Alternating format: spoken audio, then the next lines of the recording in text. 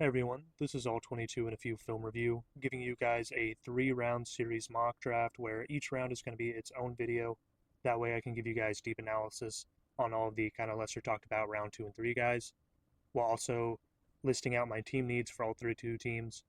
I've been studying all of the contract details, all of the rosters, everything for all of these teams through Spotrac, RLads, all that kind of stuff. I love PFF's kind of team needs for the most part, but also feel like there's some of my own I want to kind of give you guys. I have watched tape on everyone we're going to be talking about here, and although I am no expert, I have a lot of collegiate playing experience and a lot of hours just put into studying film evaluation and all of the nuances of each position through the scouting academy. I am no expert, but I am confident in what I'm telling you guys through all of the experience and hours I've put into this game. I love this stuff, and that's why I'm bringing you guys all of this content. So I hope you enjoy. If you disagree with me, let me know. If you like what you're hearing, let me know. Let's jump into this. Number one, we're going to have the Titans going Cam Ward. There's really just no other way to go about this. I know their GM said they're going to be drafting someone generational. I think that's all smoke, unless they think Ward's generational. There's no way you're trotting out Will Levis. You can't. I don't believe you. But Cam Ward, high upside player, exciting player. Not a number one pick in every class. I think if we're comparing this to last year's class, I would probably have him around my number four. Probably pretty close to where I would have Jaden Daniels as a prospect coming out, but still a first round prospect, just not a super high tier quarterback. This is just not an insane quarterback class, but Cam Ward shines above the rest. I watched him back early February. Very excited about his tape. Thought he was the quarterback one back then. He's done nothing but prove that he is since then. Love his stuff.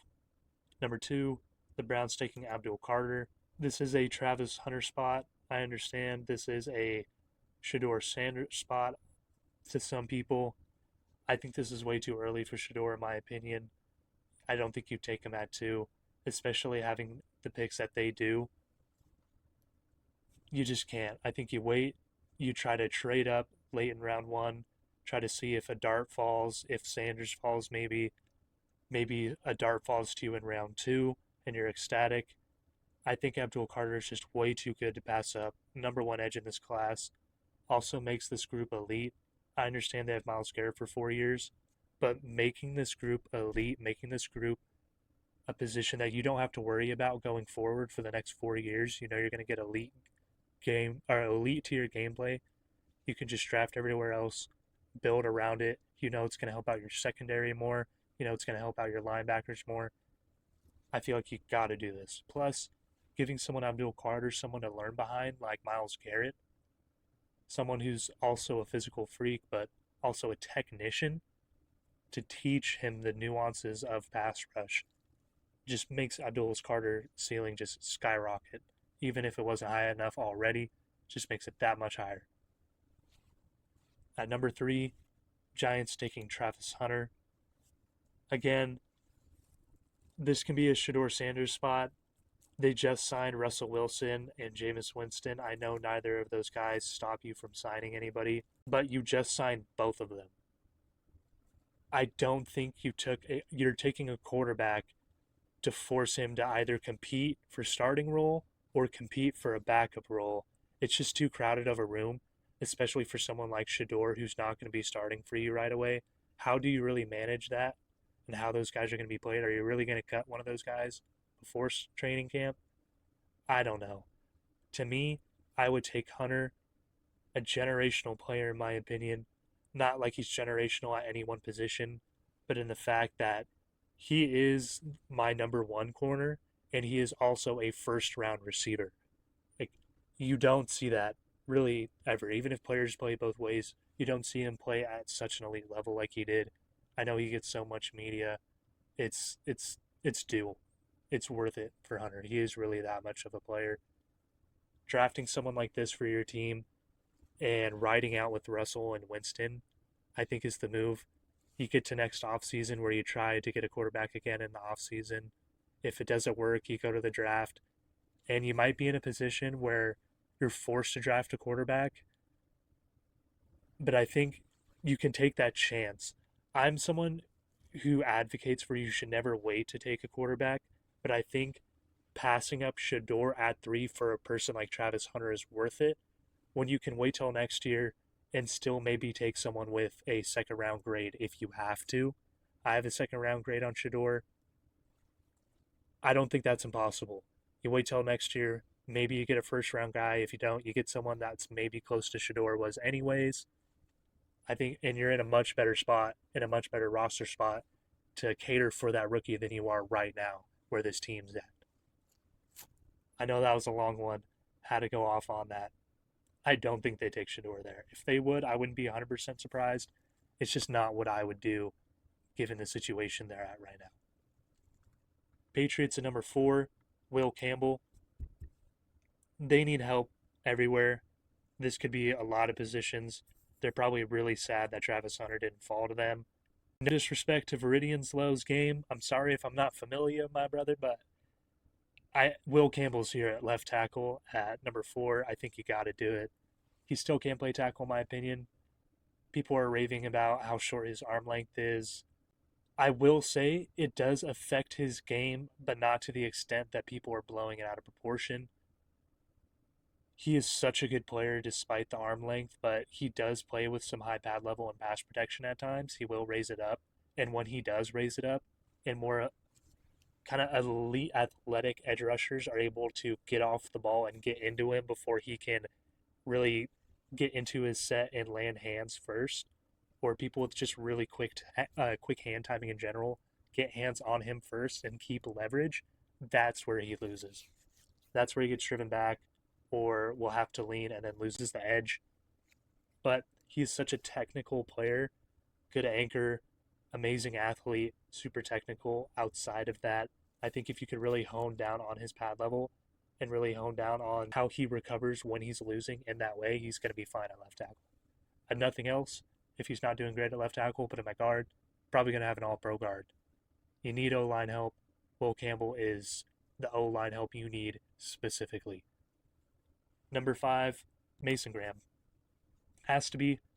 I'm sorry, Jags, if this has been a boring pick for you. I know Mason Graham gets mocked to you guys a lot.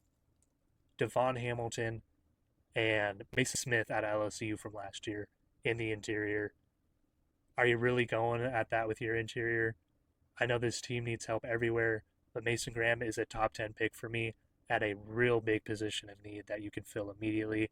Devon Hamilton is an okay starter. He's not a plus starter. You put him next to Mason Graham, all of a sudden he looks that much better. Mason Graham could be such a good player for you long term. Play the 3 for you, play the 4-eye for you if you really need him to. He can move around the line, athletic. I know his testing numbers didn't look great, but he moves well. And when you're at a D line, or when you're playing interior D line, you don't need to be an athletic tester if you're a fluid mover and you know how to use your hips and use your hands while moving. And that's what Mason Graham does so well. I'm not worried about his testing numbers in the slightest. Still think he's a top 10 player in this class. Really good pick for Mason Graham at this spot. You could also go Tyler Warren for them at this spot. I wouldn't hate that. I think Mason Graham is a more position in need right now. Raiders at number 6. Very interesting conversation. I really wanted to go Tet McMillan here. But with their receiving core, I don't like the fit 100%. I still think he'd be perfectly fine there. Don't get me wrong. Tet is my number 1 receiver in this class. True X receiver. Say all you want about how fast he runs straight line. It doesn't matter. Super quick feet. Good athleticism. Knows how to use his hands while moving. Has a pretty decent release package. The most nuanced receiver in terms of stemming, in terms of attacking space, manipulating hips. He's going to be able to be a true X for you.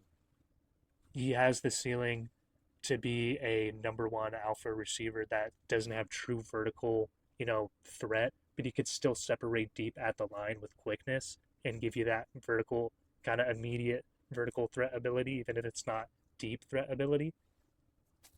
That being said, a lot of talk about Tet McMillan not making the pick here. I'm going Ashton Jeanty. Again, I love Tet. Jakobi Meyers does really well in physical catch situations. He's their physical guy. I would love for the Raiders to get a burner or to get someone who really separates deep. They need that aspect in this offense, and they don't really have that right now.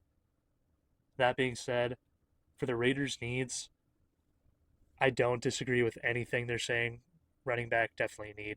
I don't think it's their biggest need. I wouldn't list it number one.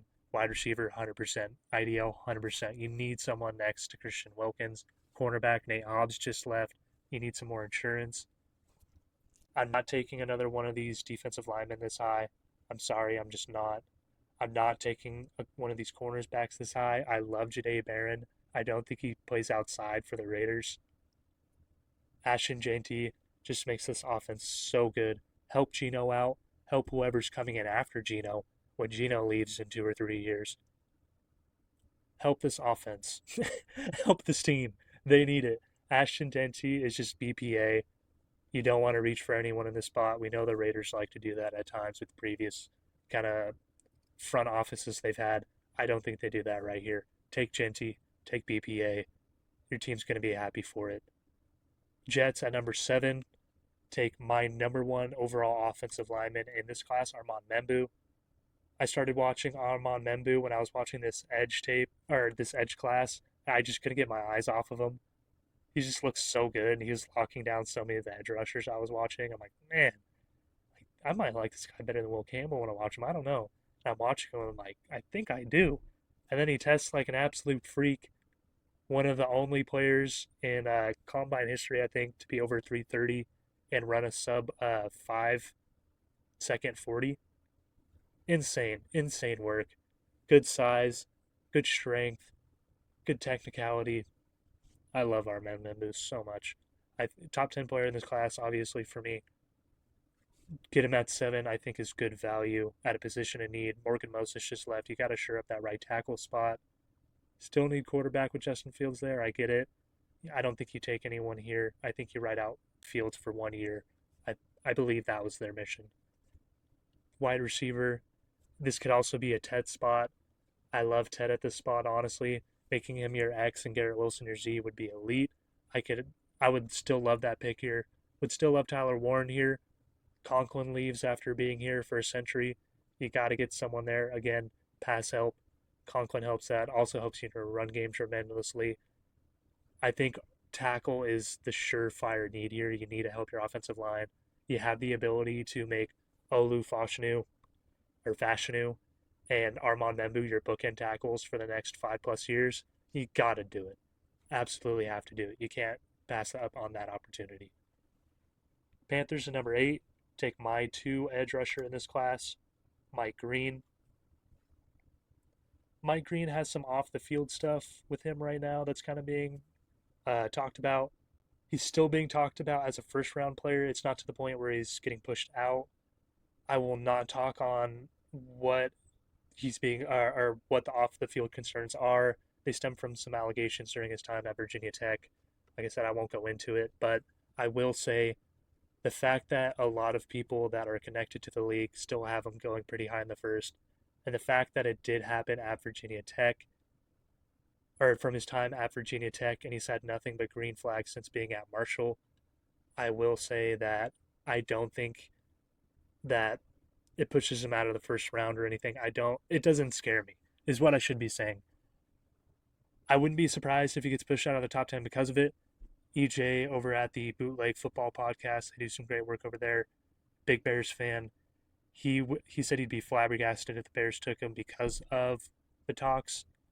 Like I said in some of my previous ranking videos, when there are concerns, some teams will just take that person off their board completely. Not all teams are like that, but some are. The Bears being one of them. Me personally, I'm taking Mike Green at 8. Long story short, I think this is another Ted spot. I think this is a Malachi Stark spot, even though, this could be a little bit early for safety. Mike Green is just so good. I think they need help on the edge more than they do at receiver. I feel like they're going to try to trust those guys a little bit, just one more year at least. Try to ride out what they've been riding with Adam Thielen. God knows how that ended up working out, but good for them. Good for Adam Thielen. Mike Green upgrades this edge room so much, and they need it. Don't really have any high exciting, high upside bodies in that room right now. That being said, you got to get DB and wide receiver at some point in this class. We're going to be looking at that in the later rounds. Saints, I feel like this is a pick that doesn't really get mocked to them that often, but it's a pick that I really, really love. Will Johnson, I think he would do the stuff that Brandon Staley loves. Brandon Staley, off zone type guy. I think Will Johnson thrives in that. Not only that, but Kool Aid's still there. You love that. But Paulson just left, and Alontae Taylor did not give you a very exciting play last year. You got to shore up that cornerback room, in my opinion. I agree that wide receiver can be a need for them. D line's a need for them. I think inside linebacker depth's a need for them. Demario Davis is not going to live forever in this league. I know he is Benjamin Button, but it can't last forever. You need quarterback as well. I'm not convinced by Derek Carr long term. I know he had that little miracle run of lowering the crime rates in New Orleans, but I, he's not the long term solution. Will Johnson, though, at this spot, excellent corner, plays in the system well, fits a position of need, in my opinion. You try to fill linebacker at a later spot. You try to fill your other needs at a later spot. Get Will Johnson, who's a plug and play right now. Number 10 for the Bears. Probably sad Will Campbell's gone. Probably sad Jainty's gone. I have him taking Omarion Hampton. Don't get me wrong. Don't get anyone wrong that knows ball. Omarion Hampton would be a number one running back in a lot of classes. He unfortunately is in a class with Ashton Jeanty. That's not his fault. There's not much you can really do about that. You know, it's unfortunate for his sake. He's a complete back. Completely sized, good speed, pass protector, physical. There's not much you can really say wrong about Omarion Hampton. Super good. I know you have DeAndre Swift. He's not on a great contract. Doesn't read holes that well. I don't think they like what they have in their other guys there. Just such a good player here. They need an interior pass rusher really bad, in my opinion. There's just not one I would take up this high. I think you're starting to enter Derek Harmon range. I just don't know if he's top 10.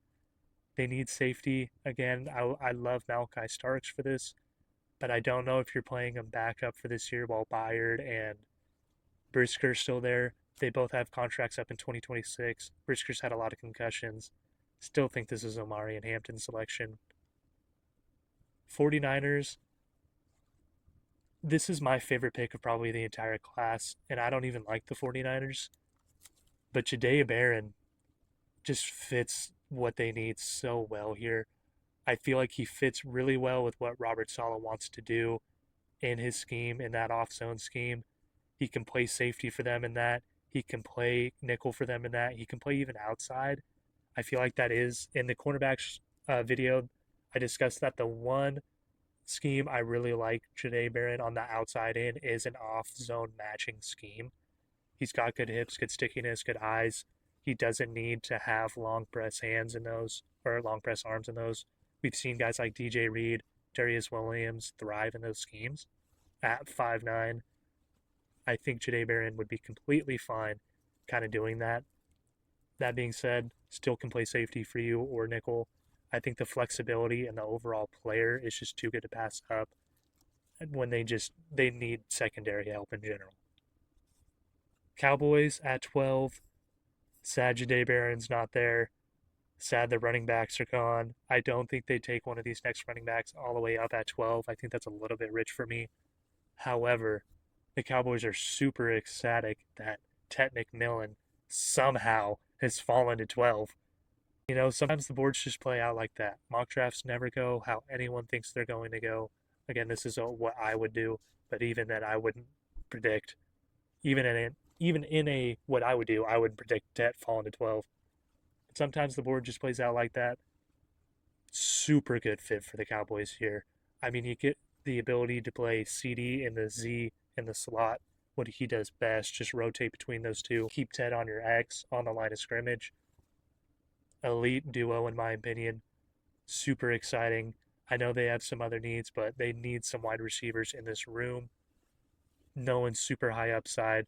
No one that stops you from drafting anyone else. Javonte and Miles Sanders are on some bandages. I would love for them to take a running back in round 2 or 3 where you could still get a really good running back. I agree that they need guard. This is the start of Gray Sable range for me. Maybe you take Kelvin Banks, play him at guard. Still, I think Ted is way too good to pass up. Top 10 for me, falls to 12. Great value, great position to need. Dolphins at 13. I love this fit. Before making this mock, I kind of played around with different mocks, different scenarios, even like kind of weeks before this, just because I like doing this kind of stuff. And I liked Derek Harmon at 13. That's been solidified by some things I'm kind of hearing. I would still love it regardless, but it feels nice kind of hearing other people starting to mock him at 13. Zach Seiler just needs some help on the interior. You got to help my boy out. I don't know if you're starting Matt Dickerson or Benito Jones on the interior. That's scary to me. Getting Derek Harmon, who can play run snaps for you, can get after the passer for you. Absolutely beautiful fit in this scheme, in the system, next to a player who does it so well. I love Derek Harmon at this spot. Ooh. My number 2 interior overall. They also need guard. I wouldn't be mad if they took any O lineman at that spot, honestly, or secondary for that matter. Those are my needs for them: interior O line, cornerback, safety. Outside of Jalen Ramsey, you're not working with much, and both your safeties are on 1-year band aid deals. Your O line play has been pretty atrocious. You need help. But I think Derek Harmon is also in a spot where you need help, and he's just a great, great player. Good value at this spot. Colts at 14. If Tyler Warren's fallen to 14 on your board, you're taking him with the Colts. I mean, that's just, how do you not? They need tight end pretty badly, and Tyler Warren, top 10 player for me. Super fun watch. Even if you're not super into film watching, go watch Tyler Warren. I mean, talk about a guy that is an absolute chess piece. I'm not comparing him to Gronk in any sense. I'm not. Do not get me wrong. But he's going to be used in the same exact way, where in the run game, he's the 6th offensive lineman. He's an extension of the run game. He's a nasty run blocker. He's smart. He knows how to get to the second level. He tries to finish. In the passing game, you can move him outside in the slot on as a wing, apex slot, H-back, fullback, doesn't matter. Anywhere where a wide receiver, running back, or fullback can line up, and a tight end, can line up. That's where Penn State had him lined up, literally all over the field. They even had him at Wildcat, just taking the handoffs, throwing passes, and he has good ball carrier vision. And even though he doesn't have elite speed, he has some downhill speed, and you don't want to be in his way. He's a big dude.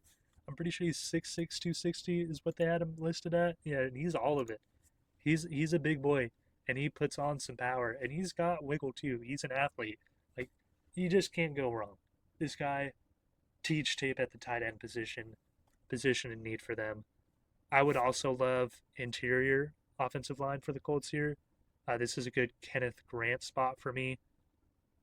Glover Stewart's 34 or like 32. He's in his 30s. DeForest Buckner's no spring chicken. You got to get some youth in that interior. I would love a true interior run stuffing option for them. But Tyler Warren is just so good at this spot. I don't think you can really pass on him. Falcons, 15. I have him taking Donovan Ezaraku out of Boston College. 3-4 type edge rusher. Really good pass rusher. Pretty nuanced. He's not the largest, but he's 6'2", around 250, so he's stout. He doesn't play the run in a terrible way. He's not the highest upside run defender, but he's not a bad run defender. He can play early downs for you. He's got some bend. He's got some dip. He flashes some spin. He's an overall good player. I didn't get to talk about him that much in my edge video, just because I only had one game of tape on him at the time. Love the player. I think Raheem Morris would love him. I don't know why. I just feel like in a Raheem Morris 3-4 defense, he would just be a beautiful fit and would work really well with what they're trying to do over there. I feel like the Falcons have had PTSD drafting edge. They rarely do it. I feel like Vic Beasley and Tack McKinley really, really hurt them in their heart, even if that was prior front offices.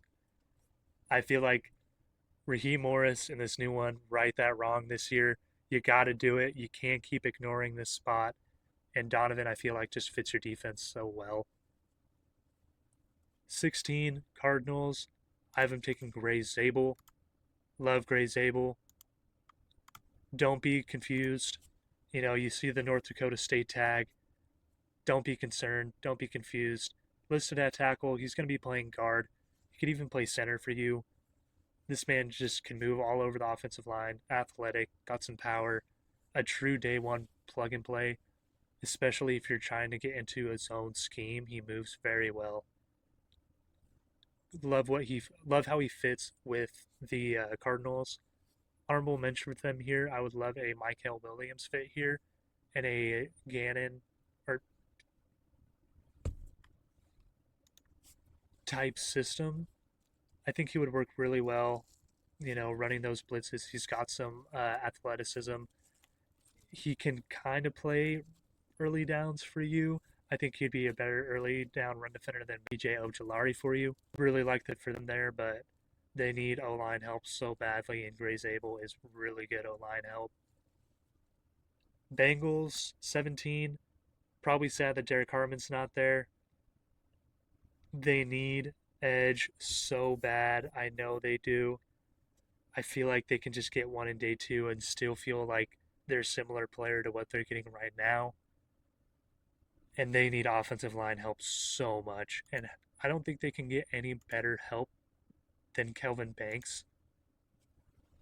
Like where they are right now with their offensive line, they need interior line help. Kevin Banks can slide inside the guard for you.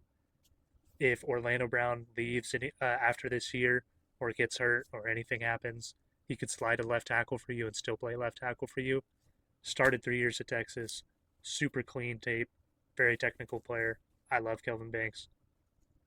Think he's a great fit for the Bengals here at 17. At 18, this is probably not a popular pick.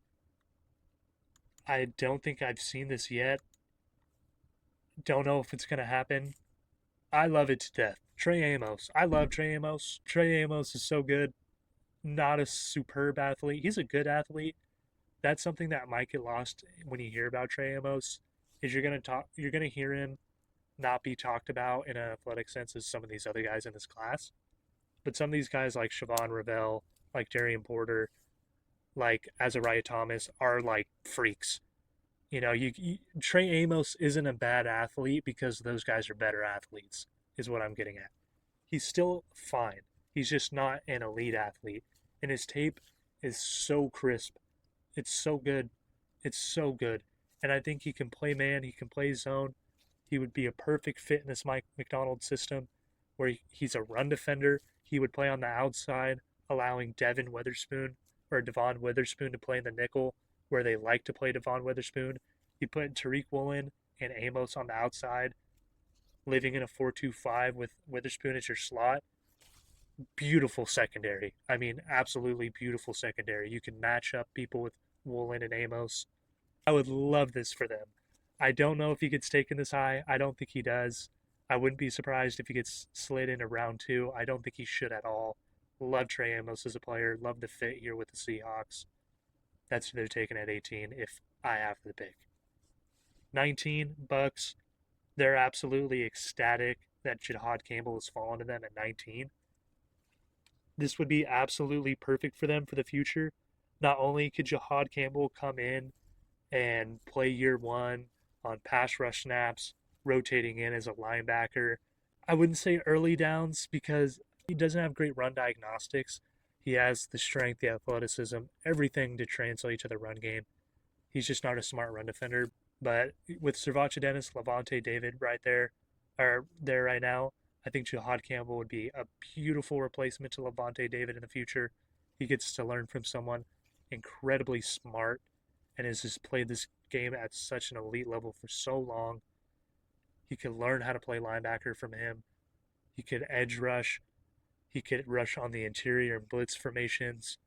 I know Todd Bowles would love to have this guy with all the fancy 3-4 storm schemes, disguise schemes they have. Beautiful fit for the scheme. Great player. Would be a great fit down the line. He falls to 19. He falls to 19. I don't think they hesitate in the slightest. 20 Broncos. Very interesting spot for them right here. I think they're very, very sad that the running backs did not fall to them in this spot.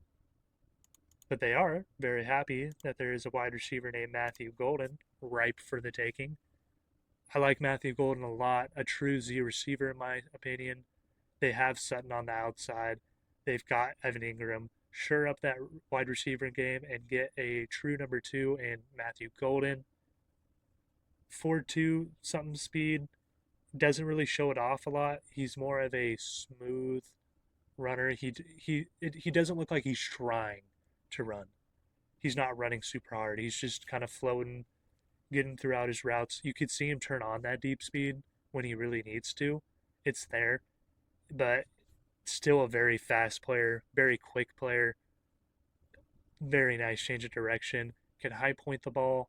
He's got nice body control. He needs a lot of work in the nuance of his game, but he will flash some very nice quick moves in his release, some hezzies out of his release, a double step. Again, needs nuance in the route running. Shows some bend, you know, not a ton of hip manipulation. Knows how to attack zone and space. I think he'd be a great fit for Sean Payton, being opposite of Courtland Sutton. I like it for them. They could still get a running back. It's not Jover for them. This is such a deep class. I know we're going to get to a lot of teams where it's like, oh, yeah, you can take running back in another round. But even in round 3, you're still going to get quality backs that can give you some good production. 21, the Steelers. Hard not to take Shador at this spot. He's fallen this far. They have Mason Rudolph. Good God. Get Shador in there. I think this is where you start to really see Shador territory. I would feel comfortable taking him here, especially in a class like this where there's not really any other standouts other than maybe like a Jackson Dart or a Tyler Shook. Still, I don't know if you're taking those guys in the first round. Shador, I feel comfortable in the back end. They have a good line. They have DK and George Pickens. They can get a guy who gives some good accuracy and some decent placement on the deep ball in Shador, even if his arm isn't elite. I feel like this is a really good fit for him in a spot I would feel comfortable with him starting year. 22 Chargers. Got him taking Kenneth Grant here. True nose. They need it. Poona Ford's gone. You got to replace that interior. You got to get better at run defending. They took some massive leaps getting rid of Brandon Staley, but you know it's a lot better than what they've had in the past. Kenneth Grant helps them bolster that even further. I love Kenneth Grant. My interior number 3. Really thought about going with Luther Burden here. They need wide receiver help so bad. This could also be a Colston Loveland spot. Don't know if you take him with who you got there in the tight end room already. Would love Luther Burden here. Again, they need wide receiver help. I think that interior line is a bigger need. I can't even say it's a bigger need. I feel like it's almost equal. But Kenneth Grant is such a plug and play nose tackle for them right now. Just solidifies that defensive interior.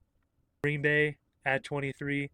Absolutely ecstatic that the Chargers didn't take Luther Burden. They need a true outside receiver. Even if Luther Burden isn't an X, he's an outside type guy. Romeo Doubs and Christian Watson have contracts expiring next year.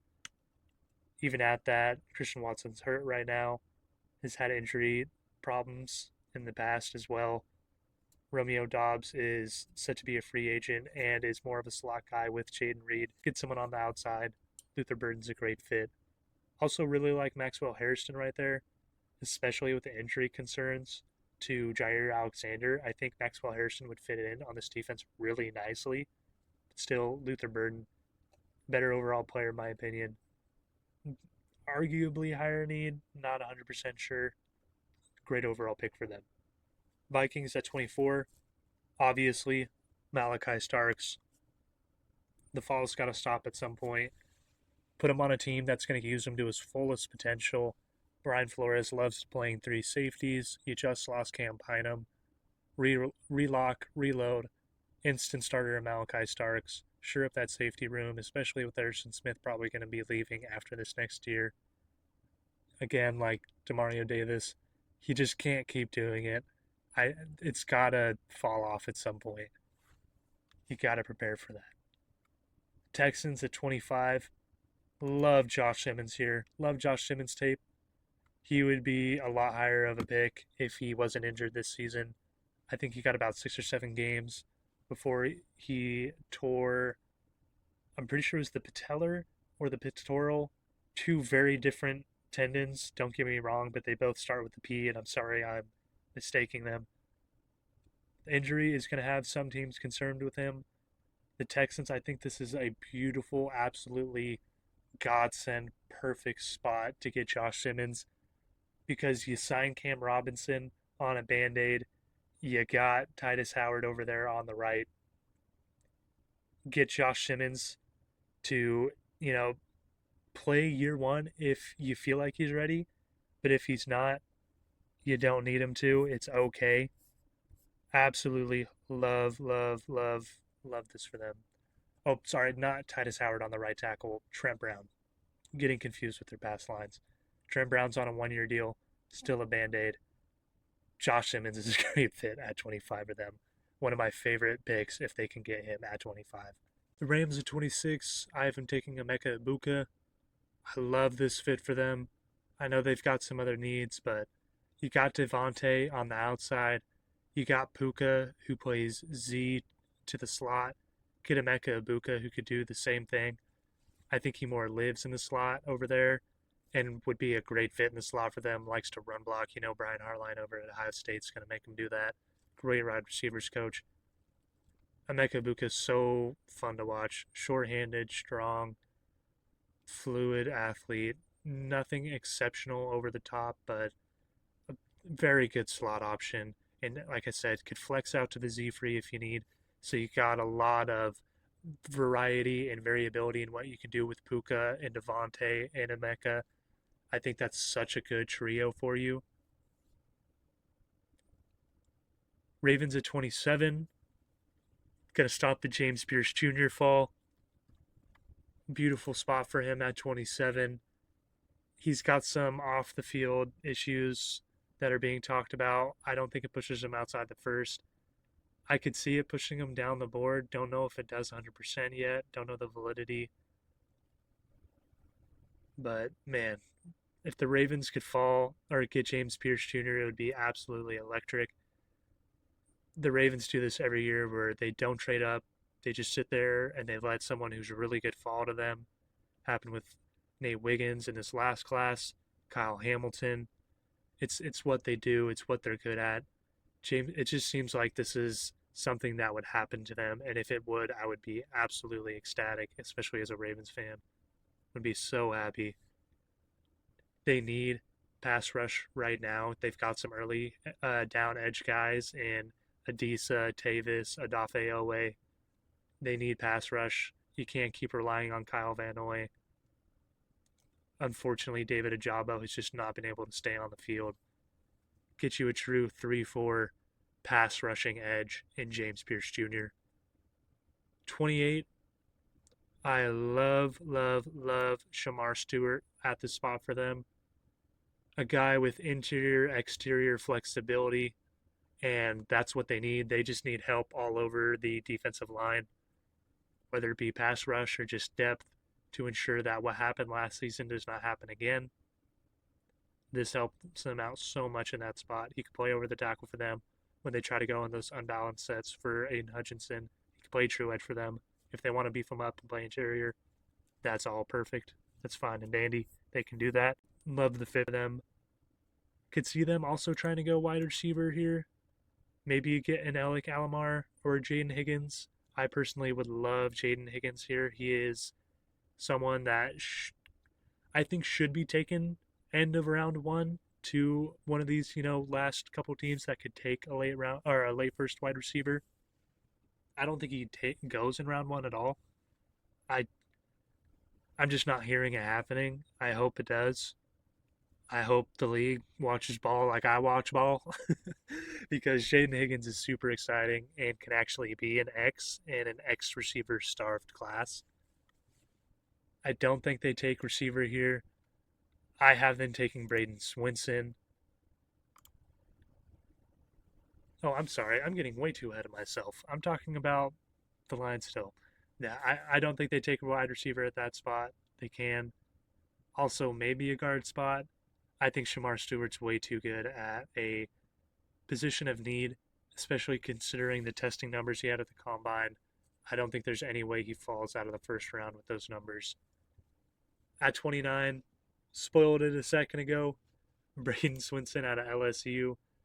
Talk about a wide, just speed to power, bull rushing, handsy lineman that they need on the edge. You're starting Cleveland Farrell and Dorrance Armstrong right now. I'm not too sure about that. I just don't think that happens. This is a really deep edge class, but you're picking at 29. Do you really trust that you're going to get one at the end of round two, early round three that is as good and gives you as much starting upside as a Braden Swinson? I'm not 100% sure. I don't trust it. I think you got to take him while he's on the board right now. Bills, beautiful Maxwell Hairston spot in my opinion. They have some other needs. I think that they can take they can take IDL to really boost that interior. I could see this being a Walter Nolan spot. Interior offensive line also isn't a bad idea for them. But man, talk about churning up that corner room with Maxwell Hairston on the outside. Really help out Christian Benford. You get your super rangy, athletic corner, and then you got your super lockdown, just technical Christian Benford on the other side. I would really like this for the Bills at number 30. Number 31, got him going Mykel Williams. Might not be the best fit scheme wise, but I trust Steve Spag to get the most out of Mike Williams. They need help on this edge room. I don't think you trust Felix Uzama to be your number two. Mykel Williams can be that and more, be really good opposite of George Karlaftis. They need tackle. They sign Jalen to a really weird 2-year deal to give him starting tackle money. I think if Josh Simmons was here, they 100% take him. Maybe you take a Cornerly in this spot if you really feel good about Cornerly. Not 100% sure. I think Mykel Williams is a really good pick at this spot. They need pass rush help. It just feels like, I know they have George Karlaftis, but it feels like it's just the Chris Jones show a lot of the time. I like Karlaftis a lot. I hope he continues to build. They need more help. You can't just rely on those two. At 32, I feel like it's just chalk pick to take Tyler Booker, and I feel like you have to. Mekhi Becton leaves, replace him with another with another gap style offensive lineman that's plug and play day one of the top interior linemen in this class. He's going to be limited in the wide zone scheme. You're not going to draft him if you're a Shanahan NFC West. 100% you're not drafting him in NFC West. But for a gap scheme like Philly runs, beautiful fit for them. Just immediately replaces their what they lost on the O line. You keep going where you just left off. Great pick for them. And that is going to be the first round for me. Let me know what you guys think. We've got some guys that might be very, very shocking falling out, like Walter Nolan. I really like Colston Loveland, true day one tight end to me, who should not fall out of the first round. But I don't know where you take him instead of all these other positions. Like maybe the Rams take him instead of Emeka. Maybe the Chargers. I really would like him to the commies. If you feel like, Ben Sinnott isn't really your guy long term, but going to be super good for whoever takes him early day two. I'll tell you that. Jalen Walker is a super intriguing conversation to me. I don't know how to feel about him at all, man. I don't. I don't know. He's undersized on the edge, and he doesn't know how to play linebacker. He doesn't know how to play edge for that matter. He's just such a projection. He is an uber athlete with strength, and I get that if you can teach him how to play linebacker, he's an uber elite linebacker. And I get if you can teach him how to rush the passer, he can be an uber elite pass rusher. But you're having to teach him to play two things from like basically the start because he doesn't know how to do either of them. It's not like he's a really good linebacker and he flashes that edge and you want to play him at edge, or he's a really good edge and he flashes at linebacker and you think he can play linebacker. He's really raw at both. You can't play him 3 downs at edge at 6'1". He's measured into the combine around 240 something. I don't think that you can play him on the edge at that, especially given the fact that I really did not like his edge run defending the Cape. He just got moved, welcomed in pullers. I just did not see an edge defender early. And if you want to play him off the edge, I don't think you're going to take him round one if you can't play him early. And at linebacker, he was just lost. I like his coverage feel. I feel like you can teach him how to play coverage. And if you can teach him how to play coverage, if you can blitz him, then, I just have to teach him how to play the run, and all of a sudden I've got an elite linebacker, and I get that, but still a lot of teaching to be done. I get taking him end of round one. He's more of a round two guy for me. Trevor Sikkema over at NFL Stock Exchange put it best. I would rather let someone else be right than be wrong on him. To me, it just screams Trenton Simpson, not in an exact comparison, but it's like his best tape comes from rushing as a linebacker, like blitzing. He's someone that should probably just play edge. He's a tweener where he doesn't have full-time edge size, but he's got elite linebacker size, but there's so much that you need to work on at linebacker that are you really going to take him early? I feel like he's just not going to be taken as early as everyone's hyping him up to be. I don't know, man. I wouldn't personally based off the film. There's just so much that you need to fix. Not saying I don't like the player. He's a very fun watch at times. There's so much there to work with in terms of pure athleticism, power. Like I said, he's not terrible in coverage. It's just there's so much to work on to be a first round pick for me, especially given the size concerns if you want to play him at edge. Like I said, this is a series. We're going to be getting into round two soon. We're just going to be congruent. We're going to be taking off with all these picks already picked. With the Browns picking at 33 with Jackson Dart still on the board. So we'll see if they go that direction. Thank you if you sticked it out. Let me know what you thought of my pick for your team. I feel confident about all these selections. Again, there's a lot of variability in some of these picks later on. This is a very interesting class in that a lot of people, myself included, have about like 15-ish true first round players. And after that, like everyone 15 to like 50 to 60 something's got either a round 1 to 2 or a true 2 or a 2 to 3. So there's going to be so much mix up, so much variability, especially as we get in these later picks and into day two. It's going to be a lot of fun, but everyone's going to have a different opinion. Let me know what you guys think. I love these exercises where I get to talk about these prospects. Super excited to talk about these day two guys. Going to be talking about my top 50 board after this kind of whole series is done. So be on the lookout for that as we get closer to draft season. Or draft day, we're gonna be having more of these videos coming out. So super excited. Thank you guys for sticking around. I really appreciate it. Let me know what you guys thought. Leave a like or whatever you feel like doing. Have a great day.